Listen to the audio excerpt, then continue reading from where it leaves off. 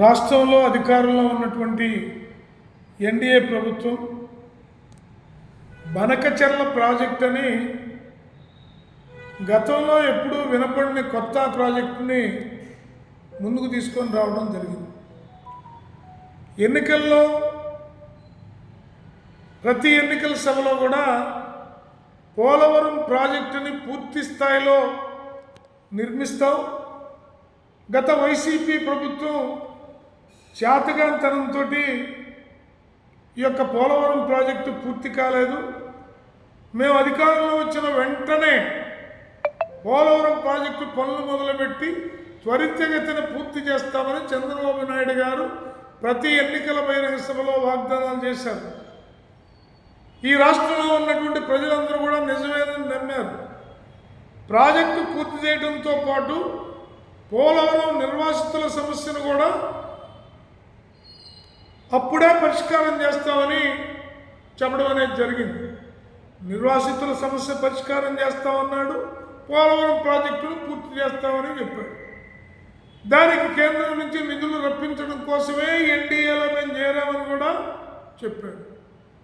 కానీ ఇప్పుడు మరి ఎందుకు మనసు మారిందో ఏంటో అర్థం కాని స్థితి మాత్రం కొనసాగుతూ ఉంది.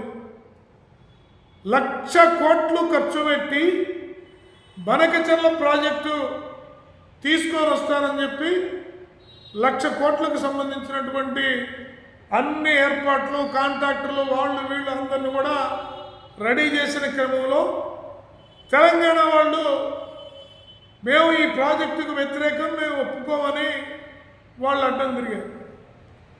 మేము సిపిఐగా కూడా ఏం చెప్తున్నామంటే అత్యంత ప్రాధాన్యతతో కూడినటువంటి పోలవరం ప్రాజెక్టుని వదిలేసి బనకచెర్ల ప్రాజెక్టు తీసుకొచ్చినందువల్ల ప్రయోజనం ఏంటని ప్రశ్నిస్తూ ఉన్నాం. చెప్తా ఉన్నాడు చంద్రబాబు గారు, వరద నీరు వృధా కాకుండా సముద్రంలో కలవకుండా బనకచెర్ల నిర్మిస్తున్నానని చెప్తూ ఉన్నాడు. దానికైతే మన పోలవరం సరిపోతుంది తప్ప ఈ ప్రాజెక్టు అవసరం లేదనే విషయాన్ని సర్వత్రా చెప్తూ ఉన్నారు.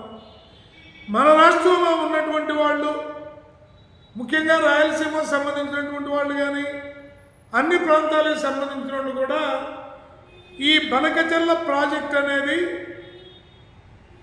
కట్టడం అంత పెద్ద ప్రాధాన్యతతో కూడుకున్నది కాదు అనేది ఇప్పటికే అన్ని రాజకీయ పార్టీలు తెగేసి చెప్పారు. మేము కూడా బనకచెర్ల ప్రాజెక్టు విషయం మర్చిపోయి పోలవరం ప్రాజెక్టును కట్టడానికి కావాల్సినటువంటి ప్రయత్నాన్ని కొనసాగించండి చంద్రబాబు గారిని సవినయంగా మనవి చేస్తూ ఉన్నాం. అలాగే కేంద్ర ప్రభుత్వం కూడా ఈ బనకచెర్ల ప్రాజెక్టుని తిరస్కరించింది అనుమతి ఇవ్వకుండా. ఇప్పటికైనా ప్రయత్నాన్ని మానుకొని పోలవరం వైపు దృష్టి పెట్టాలని డిమాండ్ చేస్తూ ఉన్నాం.